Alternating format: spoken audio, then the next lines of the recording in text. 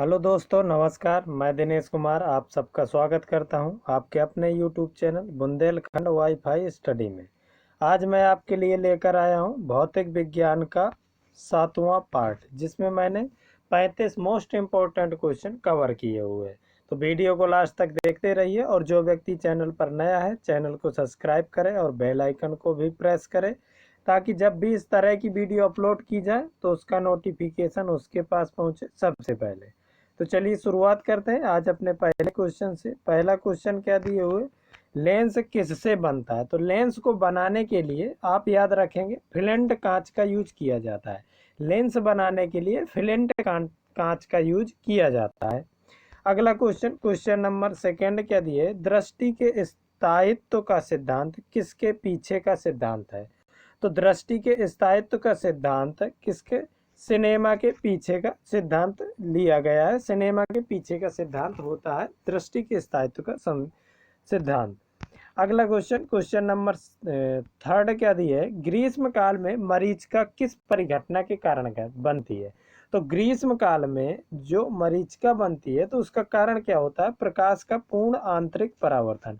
प्रकाश के पूर्ण आंतरिक परावर्तन के कारण ही ग्रीष्म काल में मरीचिका का निर्माण होता है। अगला क्वेश्चन, क्वेश्चन नंबर 4 क्या दिए, वाहनों के अग्रदीपों में किस प्रकार के दर्पण का प्रयोग किया जाता है? तो वाहनों के अग्रदीपों में परवलयिक दर्पण का प्रयोग किया जाता है। परवलयिक दर्पण का प्रयोग करके वाहनों के अग्र दर्पण को बनाया जाता है। अगला क्वेश्चन, क्वेश्चन नंबर 5 क्या दिए, सूक्ष्मदर्शी का आविष्कार किसने किया था? तो सूक्ष्मदर्शी का आविष्कार किया था जेड जॉनसन ने। जेड जॉनसन ने सूक्ष्मदर्शी का आविष्कार किया था। यदि यार दूरदर्शी के बारे में पूछता है तो दूरदर्शी का आविष्कार गैलीलियो ने किया था। आप याद रखेंगे, दूरदर्शी का आविष्कार गैलीलियो ने किया था और सूक्ष्मदर्शी का आविष्कार जेड जॉनसन ने किया था। अगला क्वेश्चन, क्वेश्चन नंबर 6 क्या दिए, कोई व्यक्ति सूक्ष्मदर्शी और दूरदर्शी यंत्रों में अंतर क्या देखकर जान सकता है? तो लेंस की लंबाई और उसका आकार देख करके पता लगाया जा सकता है कि यह सूक्ष्मदर्शी है या दूरदर्शी है। तो आप याद रखेंगे लेंस की लंबाई और आकार को देख करके पहचाना जा सकता है। अगला क्वेश्चन, क्वेश्चन नंबर 7 क्या दिए, भिन्न भिन्न तारों में के भिन्न भिन्न रंग किसकी विविधता के कारण होता है? तो तापमान के कारण। तापमान ही रंग निश्चित करता है तारे का। तारे का जो भी कलर होगा वो उसके तापमान को दर्शाता है। अगला क्वेश्चन, क्वेश्चन नंबर 8 क्या दिए, लैम्बर्ट नियम किससे संबंधित है? तो लैम्बर्ट नियम प्रदीप्ति से संबंधित है। आप याद रखेंगे लैम्बर्ट नियम प्रदीप्ति से संबंधित है। अगला क्वेश्चन, क्वेश्चन नंबर 9 क्या दिए, डेल्टोनेज में एक प्रकार की वर्णरांधता है, उसमें रोगी कौन सा रंग नहीं देख सकता? मतलब कौन सा रंग नहीं देख पाता है? तो वो जो प्राथमिक रंग होते हैं, प्राथमिक रंगों को नहीं देख सकता। हरा रंग, लाल रंग और नीला रंग। लाल, हरा, नीला रंग को वो नहीं देख सकता, जिसे वर्णरांधता होगी। अगला क्वेश्चन, क्वेश्चन नंबर 10 क्या दिए, बाहरी वायुमंडल में ओजोन की परत हमारी मदद करती है। तो पराबैंगनी विकिरण का अवशोषण करके उन्हें हमारे पृथ्वी तक नहीं आने देती, वो वहीं पर ओजोन परत अवशोषित कर लेती है पराबैंगनी विकिरण को। तो वो क्या करती है, हमारी पराबैंगनी विकिरणों को अवशोषित करके हमारी उनसे मदद करती है। अगला क्वेश्चन, क्वेश्चन नंबर 11 क्या दिए, मायोपिया का दूसरा नाम है। तो मायोपिया का दूसरा नाम क्या होता है? समीप दृष्टि, जिसे क्या कहा जाता है? निकट दृष्टि। निकट दृष्टि दोष कहा जाता है मायोपिया को। अगला क्वेश्चन, क्वेश्चन नंबर 12, निकट दृष्टि दोष या मायोपिया को किसका प्रयोग करते हुए ठीक किया जा सकता है? तो निकट दृष्टि दोष के लिए अवतल लेंस का प्रयोग करते हैं। निकट दृष्टि दोष के निवारण के लिए अवतल लेंस का प्रयोग किया जाता है और दूर दृष्टि दोष के निवारण के लिए उत्तल लेंस का प्रयोग किया जाता है। उत्तल लेंस का प्रयोग करते हैं हम दूरदृष्टि दोष को दूर करने के लिए और निकट दृष्टि दोष को दूर करने के लिए अवतल लेंस का प्रयोग करते हैं। आप इसको इस तरीके से याद रख सकते हैं, दाउना। दाउना का मतलब क्या हुआ, यदि यार दूर दृष्टि है तो उसे उत्तल लेंस से सही किया जा सकता है, निकट दृष्टि दोष है तो आ का मतलब अवतल लेंस से सही किया जा सकता है। अगला क्वेश्चन, क्वेश्चन नंबर 13, अवतल लेंस हमेशा किस प्रकार का प्रतिबिंब बनाता है? तो अवतल लेंस हमेशा आभासी प्रतिबिंब बनाता है। अवतल लेंस में हमेशा आभासी प्रतिबिंब बनता है। आप इसे अपने दिमाग में बिल्कुल बैठा लीजिए, बहुत बार क्वेश्चन पूछा गया है ये। अगला क्वेश्चन, क्वेश्चन नंबर 14 क्या दिए, दीर्घ दृष्टि दोष वाले व्यक्ति के लिए निकट बिंदु होता है। तो दीर्घ दृष्टि दोष के लिए, दीर्घ दृष्टि दोष वाले व्यक्ति के लिए जो निकट बिंदु होता है वो 25 सेंटीमीटर से अधिक होता है, और निकट दृष्टि दोष वाले व्यक्ति के लिए निकट बिंदु को कितना होता है, 25 सेंटीमीटर पर होता है, पर लेकिन दूर दृष्टि दोष वाले व्यक्ति के लिए 25 सेंटीमीटर से अधिक होता है। अगला क्वेश्चन, क्वेश्चन नंबर 15 क्या दिए, जूम लेंस क्या होता है। तो जूम लेंस यह एक परिवर्ती फोकस दूरी वाला लेंस होता है। जूम लेंस का मतलब ऐसा लेंस जिसकी फोकस दूरी परिवर्तित हो सके, उसे कहते हैं जूम लेंस।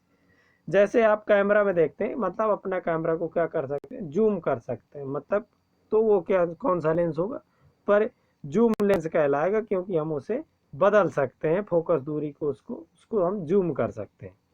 अगला क्वेश्चन, क्वेश्चन नंबर 16, एक समतल दर्पण से परावर्तन के बाद एम्बुलेंस शब्द कैसा दिखेगा। तो ये जस्ट उल्टा दिखता है, यहाँ से शुरू होगा ECNALUBMA, उल्टा दिखेगा हमेशा। क्या होता है, दर्पण में उल्टा दिखता है, ऐसे दिखेगा ECNALUBMA, उल्टा दिखता है कभी भी। यदि हम दर्पण में, कोई समतल दर्पण में किसी भी लिखे हुए अक्षर को देखते हैं तो हमेशा उल्टा दिखाई देता है।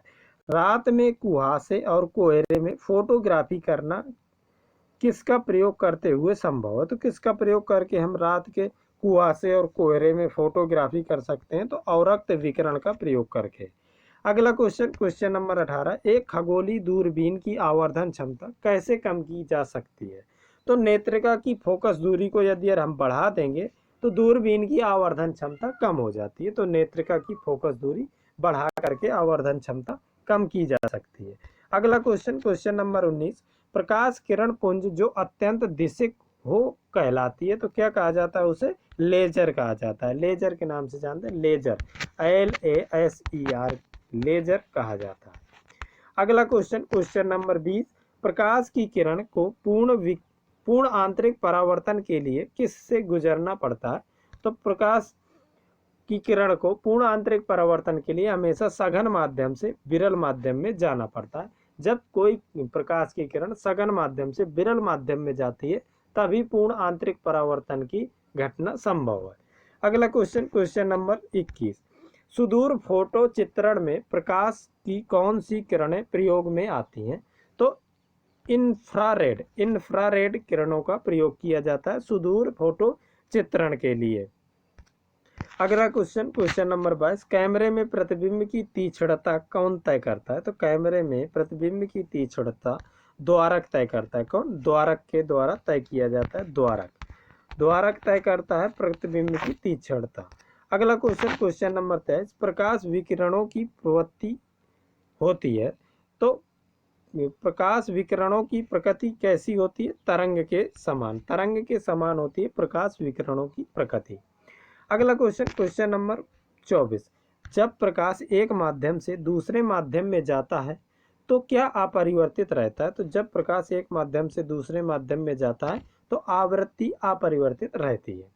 अगला क्वेश्चन, क्वेश्चन नंबर 25, ऊर्जा रूपांतरणों में से किसके द्वारा प्रकाश संश्लेषण की क्रिया संपादित होती है। तो प्रकाश से रासायनिक ऊर्जा, क्या होता है, प्रकाश ऊर्जा का रूपांतरण रासायनिक ऊर्जा में होता है, ये होती है प्रकाश संश्लेषण की क्रिया। अगला क्वेश्चन, क्वेश्चन नंबर 26, प्रकाश सजावट तथा विज्ञापन के लिए विसर्जन नलिका में प्रयुक्त होने वाली गैस। तो प्रकाश सजावट और विज्ञापन में प्रयुक्त होने वाली विसर्जन नली में नियॉन गैस का प्रयोग किया जाता है। आप याद रखेंगे किस गैस का प्रयोग करते हैं, नियॉन गैस का प्रयोग किया जाता है, नियॉन। ठीक। अगला question, question number 27, question number 27 क्या दिए, साबुन के पतले झाग में चमकदार रंगों का बनना किस परिघटना का परिणाम है। तो बहुलित परावर्तन और व्यतिकरण के कारण ही साबुन के पतले झाग में चमकदार रंग बनता है। अगला क्वेश्चन, क्वेश्चन नंबर 28, मरीजों के पेट के अंदर का परीक्षण करने हेतु डॉक्टरों द्वारा प्रयुक्त एंडोस्कोप किस सिद्धांत पर कार्य करता है। तो प्रकाश के पूर्ण आंतरिक परावर्तन के सिद्धांत पर कार्य करता है। जो भी मरीजों के पेट के अंदर का परीक्षण करने हेतु डॉक्टर जो एंडोस्कोप प्रयोग करते हैं तो वो किस सिद्धांत पर कार्य करता है, तो प्रकाश के पूर्ण आंतरिक परावर्तन के सिद्धांत पर कार्य करता है। अगला क्वेश्चन, क्वेश्चन नंबर 29, एक इलेक्ट्रॉनिक पुंज को फास्फोरस कोडेड पर्दों पर फोकस कर प्रतिबिंबों को पर्दे पर जनित करना क्या कहलाता है, तो रोस्टर स्कैन कहा जाता है। क्या कहते हैं इस घटना को, रोस्टर स्कैन के नाम से जाना जाता है। अगला क्वेश्चन, क्वेश्चन नंबर 30, ध्वनि के पुनरुत्पादन के लिए एक सीडी ऑडियो प्लेयर में किसका प्रयोग किया जाता है, तो लेजर बीम का प्रयोग किया जाता है। आप याद रखेंगे, ध्वनि के पुनरुत्पादन के लिए एक सीडी ऑडियो प्लेयर में किसका प्रयोग करते हैं, लेजर बीम का। अगला क्वेश्चन, क्वेश्चन नंबर 31, दूरदर्शन के संकेत एक निश्चित दूरी के बाद नहीं मिल सकते, क्यों? क्योंकि पृथ्वी की जो सतह है वो कैसी है, वक्राकार है। यदि यार पृथ्वी की सतह वक्राकार न हो करके सीधी होती तो दूरदर्शन के संकेत एक निश्चित दूरी के बाद भी मिल सकते थे, पर लेकिन पृथ्वी की सतह वक्राकार होने के कारण दूरदर्शन के संकेत एक निश्चित दूरी के बाद में नहीं मिलते हैं। अगला क्वेश्चन, क्वेश्चन नंबर 32, दूरदर्शन प्रसारण में श्रव्य संकेतों का प्रेषण करने के लिए प्रयुक्त तकनीकी है, तो कौन सी, आवृत्ति मॉड्यूलन। आवृत्ति मॉड्यूलन तकनीकी का प्रयोग किया जाता है दूरदर्शन प्रसारण में। अगला क्वेश्चन, क्वेश्चन नंबर 33, प्रसारी विश्व की संकल्पना आधारित है, तो डॉपलर प्रभाव पर आधारित है। प्रसारी विश्व की संकल्पना किस पर आधारित है, डॉपलर प्रभाव पर आधारित है। अगला क्वेश्चन, क्वेश्चन नंबर 34, धूप से बचने के लिए छत में रंग संयोजन कौन सा सबसे उचित होता है, तो छाते में कौन सा रंग सबसे अच्छा, मतलब सबसे उचित संयोजक कौन सा होता है, तो ऊपर उजला होना चाहिए और नीचे काला होना चाहिए। कैसा, ऊपर उजला होना चाहिए और नीचे काला होना चाहिए। अगला क्वेश्चन, क्वेश्चन नंबर 35, इस सीरीज का आखिरी क्वेश्चन है, जब दो समानांतर दर्पण समतल दर्पण के बीच कोई वस्तु रख दी जाती है तो बनने वाले प्रतिबिंबों की संख्या कितनी होती है, तो जब दो समतल दर्पणों समांतर दर्पणों के बीच में कोई भी वस्तु रखते हैं तो प्रतिबिंबों की संख्या कितनी होती है, अनंत प्रतिबिंब बनते हैं। अब यदि यार वीडियो पसंद आया है तो वीडियो को लाइक कीजिए और ज़्यादा से ज़्यादा दोस्तों के बीच में शेयर कीजिए, और जो व्यक्ति चैनल पर नया है तो चैनल को सब्सक्राइब अवश्य करें और बेल आइकन को प्रेस करें, ताकि जब भी इस तरह की वीडियो अपलोड की जाए तो उसका नोटिफिकेशन उसके पास पहुंचे सबसे पहले।